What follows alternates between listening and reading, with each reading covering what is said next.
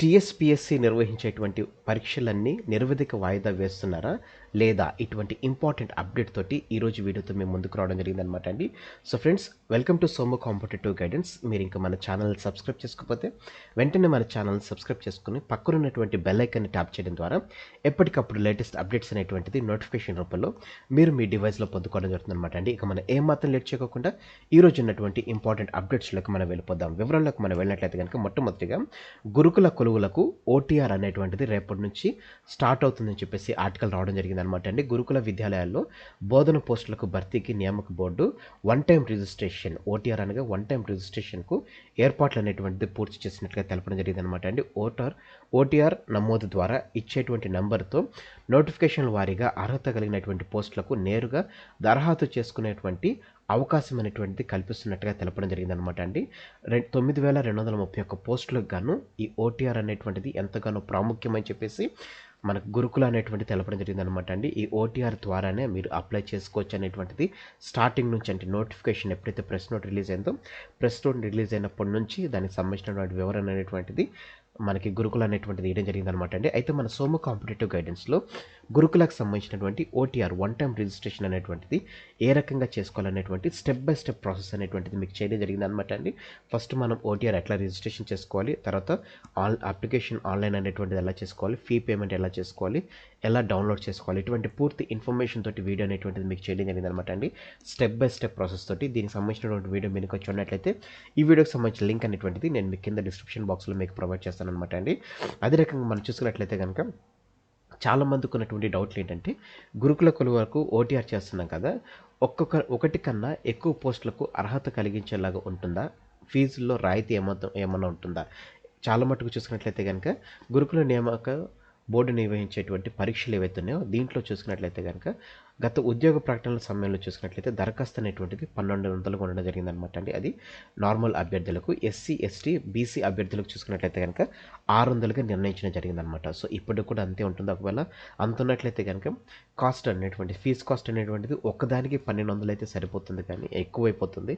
అదే రకంగా ఒకటి కన్నా ఎక్కువ పోస్టులకు అర్హత ఉన్నటువంటి వారు చూసుకున్నట్లయితే కనుక ఒక్కొక్క పోస్టుకు 1,200 కడుతూ వెళ్ళాలంటే మొత్తం 9 పోస్టులు ఉన్నాయి. 9 పోస్టులు మినిమం ఒక క్యాండిడేట్కి కనుక మనం చూసుకున్నట్లయితే కనుక ఆ క్యాండిడేట్ రమారమి ఒక 2 నుంచి 3 పోస్టులకు కనుక ఎలిజిబిలిటీ ఉన్నాడు అనుకోండి, ఓసీ క్యాండిడేట్ అయితే కనుక ఆ క్యాండిడేట్ రమారమి మనకి 3,600 రూపాయలు అనేటువంటిది ఓన్లీ ఎగ్జామినేషన్ ఫీజుకి మాత్రమే చెల్లించాల్సి ఉంటుంది. అదే రకంగా ఎస్సీ, ఎస్టీ అభ్యర్థులు చూసుకున్నట్లయితే కనుక 3 పోస్టులకి రమారమి మనం చూసుకున్నట్లయితే కనుక 1,800 రూపాయలు అనేటువంటిది వీళ్ళు చెల్లించాల్సి వస్తుంది. సో ఈ రకంగా చూసుకున్నట్లయితే కనుక ఎక్కువ మట్టుకు అమౌంట్ అనేటువంటిది కేవలం రిజిస్ట్రేషన్ రూపంలోనే, అంటే మనకి అప్లికేషన్ రూపంలోనే వెళ్ళిపోతుంది. కాబట్టి ఏమైనా రాయితీ ఉంటుందా అని చెప్పేసి చాలామంది అభ్యర్థులు ఉన్నటువంటి సందేహం అనమాట అండి. దీనికి సంబంధించినటువంటి మనకు నోటిఫికేషన్ వచ్చిన తర్వాత మనకి క్లియర్ డీటెయిల్స్ అనేటువంటిది రావడం జరుగుతుంది అనమాట అండి. నెక్స్ట్ ది మోస్ట్ ఇంపార్టెంట్ చూసుకున్నట్లయితే కనుక టీఎస్పీఎస్సీ పరీక్షలు నిరవధిక వాయిదా అనేటువంటి ఆర్టికల్ మనకి రావడం జరిగింది అనమాట అండి. ఇందులో చూసుకున్నట్లయితే కనుక కమిషన్ పాలక మండలిపై యోచన అనేటువంటిది రావడం జరిగింది. పరీక్షల నిర్వహణ ప్రక్రియపై తర్జన భర్జన, కొలిక్రాని ప్రశ్నపత్రాల రూపకల్పన, మే 28న సివిల్ సర్వీసెస్ ప్రిలిమినరీ పరీక్ష ఉంటుండగా సిట్ విచారణపై నేడు హైకోర్టులో విచారణ అనేటువంటిది ఇవ్వడం జరిగిందనమాట అండి. హైకోర్టుకు స్టేటస్ రిపోర్ట్ అందజేయనున్నటువంటి ఏజీ అనేటువంటి ఆర్టికల్ రావడం జరిగిందనమాట అండి. ఇందులో మనం చూసుకున్నట్లయితే కనుక పరీక్షల నిర్వహణపై ప్రక్రియపై తర్జన భర్జన అనేటువంటి దాని కాకుండా కొలిక్రాని ప్రశ్నపత్రాల రూపకల్పన అని ఎందుకని చూసుకున్నట్లయితే కనుక ఆల్రెడీ టీఎస్పీఎస్సీకి సంబంధించినటువంటి ప్రశ్నపత్రాల లీకేజ్ ఏదైతే ఉందో దాంట్లో టీఎస్పీఎస్సీ ఎగ్జామ్స్కి అని చెప్పేసి ఒక ప్రశ్నల నిధి అనేటువంటిది ఆల్రెడీ టీఎస్పీఎస్సీ దగ్గర ఉండడం జరుగుతుంది అనమాట. సో ఈ ప్రశ్నల నిధి నుంచే ఎగ్జామ్కి కావాల్సినటువంటి బిట్స్ అనేటువంటిది టీఎస్పీఎస్సీ ప్రతి ఎగ్జామ్కి కావాల్సినటువంటి బిట్స్ అందులో తీసుకుని ఎగ్జామ్స్లో ఇవ్వడం జరుగుతుంది అనమాట. సో ఒక రకంగా చెప్పాలంటే మన దగ్గర ఉన్నటువంటి బిడ్ బ్యాంక్ బుక్ కానీ, లేకపోతే మనకు దొరుకుతున్నటువంటి బుక్స్ కానీ, ఇప్పుడు తెలంగాణ ఉద్యమం సంబంధించినటువంటి బిట్స్ సంబంధించినటువంటిది, అదే రకంగా హిస్టరీకి సంబంధించినటువంటిది, కరెంట్ అఫైర్స్ సంబంధించిన ఈ రకంగా వీళ్ళ దగ్గర బిడ్ బ్యాంక్స్ అనేటువంటిది ఉంటుంది అనమాట. సో ఆ బిడ్ బ్యాంక్స్ నుంచే మనకి ఎగ్జామ్స్కి బిట్స్ అనేటువంటిది టీఎస్పీఎస్సీ ఇవ్వడం జరుగుతుంది అనమాట. సో ఒక బిడ్ బ్యాంక్ ఉంటుంది, ఆ బిడ్ బ్యాంక్లోంచే క్వశ్చన్స్ అన్నీ రావడం జరుగుతుంది అనమాట. టీఎస్పీఎస్సీ ఏర్పడినప్పటి నుంచి ఈ క్వశ్చన్స్ ఫార్మేట్ అనేటువంటిది ఆ బిడ్ బ్యాంక్ నుంచి రావడం జరుగుతుంది. అయితే ఇటీవల జరిగినటువంటి లీకేజ్ వ్యవహారం ఏదైతే ఉందో ఆ ప్రశ్న పత్రాల లీకేజీలో ఈ ప్రశ్నల నిధి కూడా లీకేజీ అయ్యిందని చెప్పేసి చాలా మట్టుకు ఆర్టికల్స్ రావడం జరిగింది.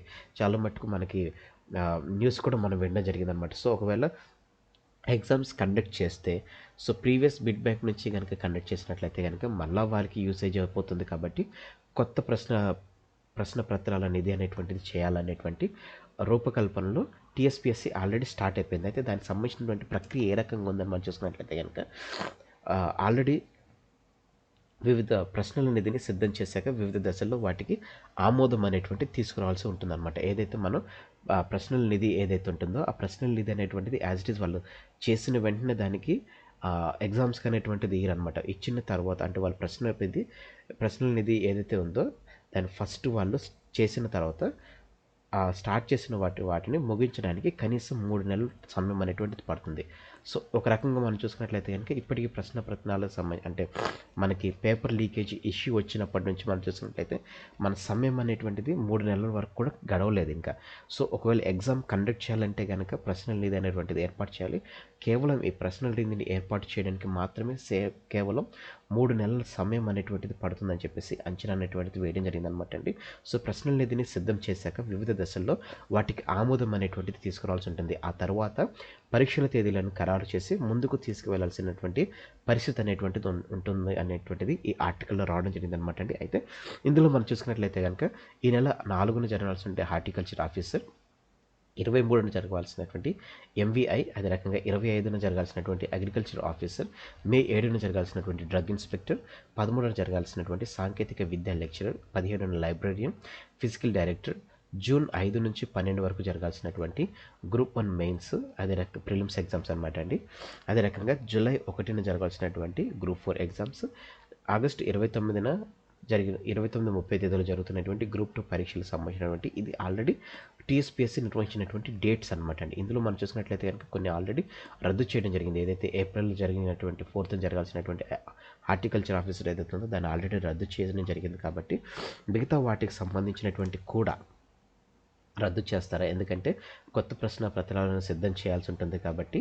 సో వీటికి సంబంధించినటువంటి time taking process minimum 3 months పడుతుంది కాబట్టి సో ప్రశ్న పత్రాలకు సంబంధించినటువంటి ఏదైతే ఈ నిధి ఏర్పాటు చేయడానికి 3 నెలల సమయం పడుతుంది కాబట్టి మ్యాక్సిమం ఇది క్లోజ్ చేస్తారా లేకపోతే ఎగ్జామ్స్ అనేటువంటిది యాజ్ ఇట్ ఈస్గా కండక్ట్ చేస్తారా అనేటువంటి దాని మీద వీళ్ళు పూర్తి ఇన్ఫర్మేషన్ అనేటువంటిది ఏమీ లేదండి. అయితే వీరికి ఉన్నటువంటి ఏదైతే ఆలోచన ఏదైతే ఉందో ఆలోచన అనేటువంటిది ఇందులో వ్యక్తం చేయడం జరిగింది అనమాట అండి ఆర్టికల్లో.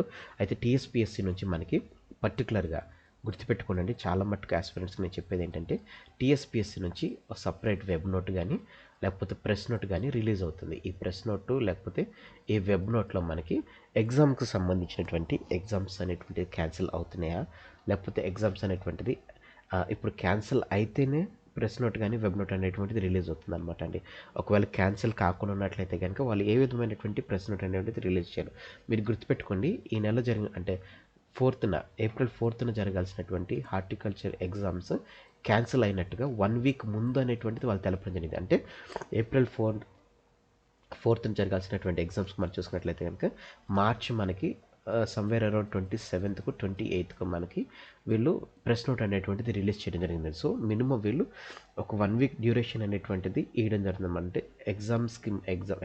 ఎగ్జామ్ డేట్కి ముందు 1 వీక్ ముందు మాత్రమే మనకి ఆ ఎగ్జామ్ అనేటువంటిది క్యాన్సిల్ అయిందా లేకపోతే కంటిన్యూ అవుతుందా అనేటువంటి ఉంటుంది క్లియర్ పిక్చర్ అనేటువంటిది మనకు రావడం జరుగుతుంది. కాబట్టి ఆస్పిరెంట్స్ ఎవరైతే గ్రూప్ 1 ప్రిలిమ్స్కి కానీ గ్రూప్ 4కి కానీ గ్రూప్ 2కి కానీ ఎవరైతే ప్రిపేర్ అవుతున్నారో నా యొక్క బెస్ట్ సజెషన్ ఏంటంటే మీ యొక్క ప్రిపరేషన్ అనేటువంటిది మీరు స్టార్ట్ చేసేసుకోండి. ఏ విధమైనటువంటి స్టాప్ అనేటువంటిది చేయకండి. కంపల్సరీగా టీఎస్పీఎస్సీ నుంచి మనకి పర్టికులర్గా నోట్ లేకపోతే ప్రెస్ నోట్ కానీ వెబ్ నోట్ కానీ లేకపోతే ఏదైనా ఆర్టికల్ వచ్చిన తర్వాతే మనకి ఎగ్జామ్స్ అనేటువంటిది క్యాన్సిల్ అయినట్టుగా మనం నిర్ధారించవచ్చు అనమాట అండి. ఫ్రెండ్స్, మీరు ఒకవేళ గ్రూప్ 4 ఎగ్జామ్స్కి ప్రిపేర్ అవుతున్నట్లయితే కనుక సెక్రటరీ ఎబిలిటీస్ 150 out of 150 అనేటువంటి టార్గెట్ బ్యాచ్తో వీడియోస్ అనేటువంటి చేయడం జరుగుతుంది అనమాట అండి. ఇందులో మీకు ఒక టాపిక్ తీసుకుని ఆ టాపిక్ సంబంధించినటువంటి ప్రీవియస్ ఇయర్ క్వశ్చన్స్ అనేటువంటిది మీకు ఇందులో మెన్షన్ చేయడం జరుగుతుంది అనమాట అండి. తద్వారా ఏ విధమైనటువంటి క్వశ్చన్స్ ఆ చాప్టర్ నుంచి వస్తున్నాయి అనేటువంటిది మీకు తెలుస్తుంది. తద్వారా మీ ప్రిపరేషన్ అనేటువంటిది ఇంకా స్పీడప్ చేసుకోవడానికి ఏ రకంగా చదువుకోవాలనేటువంటిది మీకు ఈజీగా రీగెయిన్ అవుతుంది కాబట్టి ఈ వీడియోస్ అనేటువంటివి చేయడం జరుగుతుంది అనమాట అండి. మీరు ఇంకా వీడియో చూడట్లయితే తప్పకుండా ఈ వీడియో అనేటువంటి చూడండి. అదే రకంగా తెలంగాణకు సంబంధించినటువంటి రాష్ట్ర ప్రభుత్వ పథకాలకు సంబంధించినటువంటి వీడియోస్ అనేటువంటి చేయడం జరిగిందండి. దరిదాపుగా ఎయిట్ వీడియోస్ అనేటువంటిది ఇందులో ఉండడం జరిగిందనమాట అండి. టోటల్గా 8 పార్ట్స్ వీడియో అనమాట. ఈ ఫస్ట్ పార్ట్ వీడియోకి మీరు చూసినట్లయితే కనుక 1,65,000+ వ్యూస్ అనేటువంటిది రావడం జరిగిందనమాట అండి. మీరు ఇంకా ఈ వ్యూస్లో మీరు మెంబర్ కానట్లయితే కనుక మీరు తప్పనిసరిగా కింద ప్రొవైడ్ చేసినటువంటి లింక్లో మీరు వెళ్ళి వీడియో చూసినట్లయితే కనుక మీకు ఎంతగానో యూస్ఫుల్ అవడం జరుగుతుంది అనమాట అండి. అదే రకంగా తెలంగాణలో ఉన్నటువంటి 33 జిల్లాలకు సంబంధించినటువంటి సమగ్రమైనటువంటి సమాచారంతో కూడినటువంటి టోటల్ 11 పార్ట్స్ వీడియో అనేటువంటి చేయడం జరిగిందన్నమాట. పాత జిల్లాల నుంచి కొత్త జిల్లాలుగా ఏ రకంగా రూపొందించడం జరిగింది, ఇటువంటి పూర్తి ఇన్ఫర్మేషన్ అనేటువంటిది మీకు పొందుపరచడం జరిగింది. అదే రకంగా తెలంగాణలో ఉన్నటువంటి 33 జిల్లాలను ఈజీగా 10 జిల్లాల ద్వారా ఎలా గుర్తుపెట్టుకోవాలనేటువంటి వివరణ అనేటువంటిది కూడా మీకు ఇవ్వడం జరిగిందనమాట. ఇదండి ఈరోజు ఉన్నటువంటి ఇంపార్టెంట్ ఇన్ఫర్మేషన్తో కూడినటువంటి video. Thanks for watching the video. ఇందులో ఉన్నటువంటి కంటెంట్ అదే రకంగా నా ఎక్స్ప్లెనేషన్ అనేటువంటి మీకు నచ్చినట్లయితే మీరు ఇంకా మన సోము కాంపిటేటివ్ గైడెన్స్ అనేటువంటి యూట్యూబ్ ఛానల్ మీరు ఇంకా సబ్స్క్రైబ్ చేసుకోకపోతే వెంటనే మన ఛానల్ సబ్స్క్రైబ్ చేసుకోండి. కింద రెడ్ క్లిక్ సబ్స్క్రైబ్ అనే బటన్ ఉంటుంది. ఆ బటన్ మీరు క్లిక్ చేసిన వెంటనే మీకు పక్కన బెల్ ఐకాన్ పాప్ అవుతుంది. బెల్ ఐకాన్లో మీరు ఆల్ నోటిఫికేషన్ క్లిక్ చేసినట్లయితే కనుక ఎప్పటికప్పుడు లేటెస్ట్ అప్డేట్స్ అనేటువంటిది నోటిఫికేషన్ రూపంలో మీరు వీడియో పొందుపరచబడుతుంది. ఫ్రెండ్స్, ఈ వీడియో కనుక మీకు నచ్చినట్లయితే తప్పకుండా లైక్ చేయండి. కింద కామెంట్ చేయడం మర్చిపోకండి. ఈ వీడియోని మీ ఫ్రెండ్స్ అండ్ ఫ్యామిలీ రిలేటివ్స్ ఎవరైతే గవర్నమెంట్ ఎగ్జామ్స్ ప్రిపేర్ అవుతున్నారో ప్రతి ఒక్కరికి ఈ వీడియో అనేటువంటి షేర్ చేయడం మర్చిపోకండి. Thanks for watching the video. Have a nice day. All the best for exams. Bye.